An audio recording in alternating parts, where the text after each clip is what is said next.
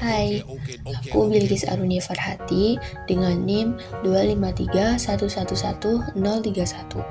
Dalam video ini, aku mau jelasin materi dengan judul Menjelajah Dunia Puisi. Video ini diupload untuk memenuhi tugas Bahasa Indonesia kelas 1B oleh Ibu Tutik Munfaridah MSI, Universitas Nahdlatul Ulama Al-Ghazali Cilacap. Secara umum, puisi adalah ragam sastra yang bahasanya terikat oleh irama, matra, rima, serta penyusunan larik dan bait. Berbeda dengan prosa yang mengalir dan berparagraf, puisi itu padat serta terkonsentrasi. Menurut Hans Bagoyasin, seorang paus sastra Indonesia, puisi adalah pengucapan dengan perasaan yang di dalamnya mengandung pikiran-pikiran dan tanggapan-tanggapan.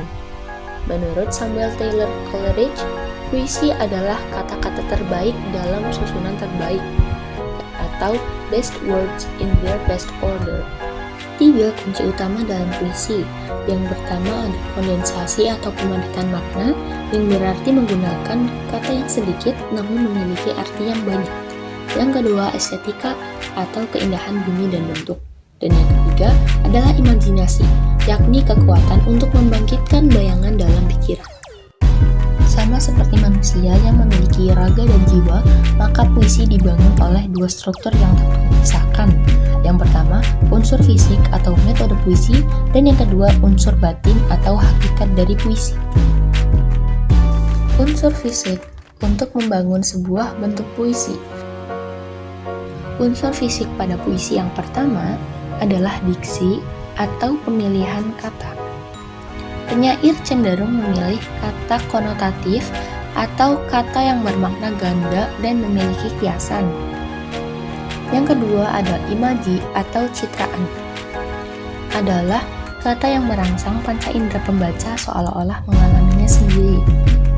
Puisi yang baik tidak akan memberitahu pembaca bahwa saya sedih, tetapi menunjukkan kesedihan itu lewat gambar.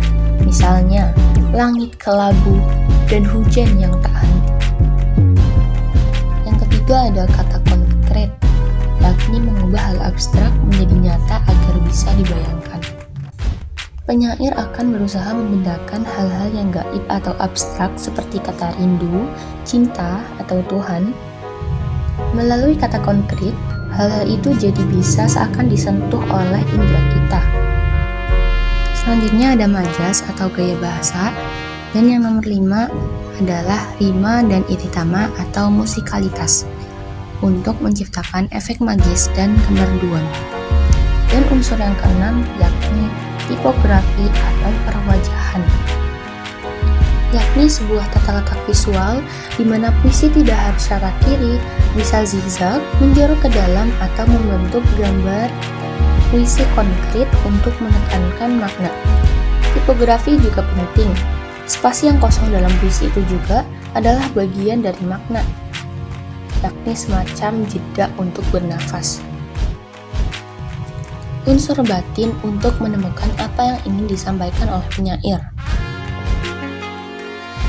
Yang pertama ada tema atau sense, yakni suatu gagasan pokok yang menjadi landasan utama penyair. Bisa berupa ketuhanan, kemanusiaan, kritik sosial, patriotisme, atau cinta kasih. Tema berfungsi untuk mendasari semua bagian dari isi puisi. Yang kedua ada rasa atau feeling, merupakan suatu sikap atau emosi penyair terhadap pokok permasalahan yang sedang ia tulis. Feeling mengungkap bagaimana perasaan dari penyair, apakah ia sedang simpati, benci, sedih, terharu, atau bahkan marah. Feeling bisa dipengaruhi dari latar belakang penyair, seperti sosial, psikologis, dan pendidikan. Yang ketiga, ada unsur nada atau tone, yakni sikap penyair terhadap pembaca atau audiens. Pada nada atau tone, penyair menunjukkan bahwa ia itu ingin menggurui, ataukah mengajak, menyindir, merendahkan, atau bekerja sama dengan pembaca. Nada berkaitan erat dengan suasana yang timbul.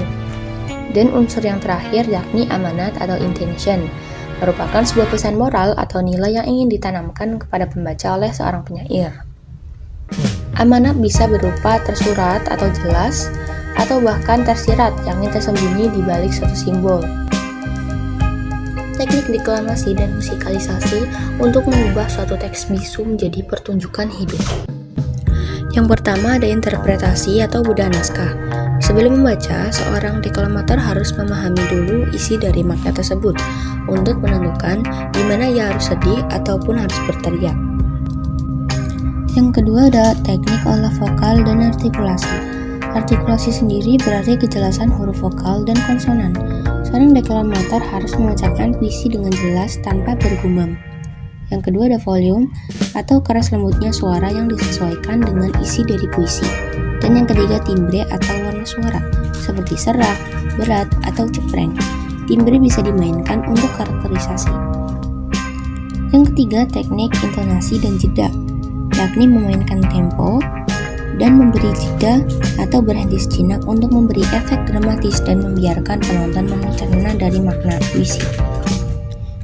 Dan yang terakhir yakni teknik menggunakan ekspresi dan gestur.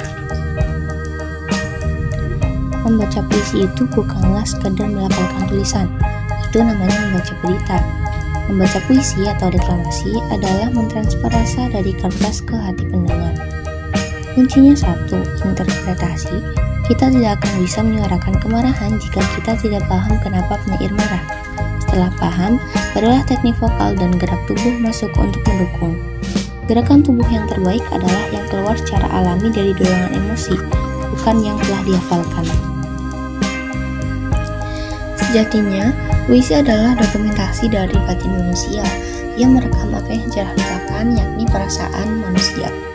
Puisi juga bisa mengasah kepekaan rasa, memperkaya kosakata, dan melatih imajinasi kreatif serta empati.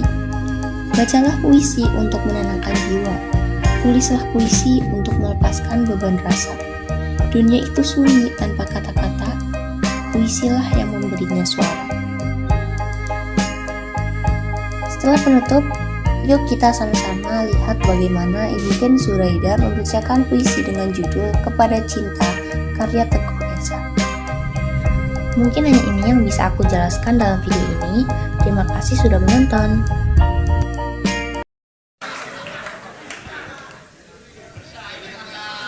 Kepada cinta. Kepada cinta aku bertanya, mengapa benci marak di sini? Kepada doa aku bertanya, mengapa dusta laris di sini? Kepada berita aku bertanya, mengapa fakta dikhianati? Kepada sastra aku bercerita tentang kata-kata yang berubah arti. Cinta berbisik kepada sunyi. Banyak orang gelap nurani. Doa berpesan kepada sepi. Banyak orang berlagak suci. Cek. Berita diam tak berbunyi. Tanpa fakta ia pun mati. Sastra pancarkan kisah-kisah berani. Seorang penyair dan indahnya misi. Teguh Eza, Kamar Sastra, November 2009. Terima kasih.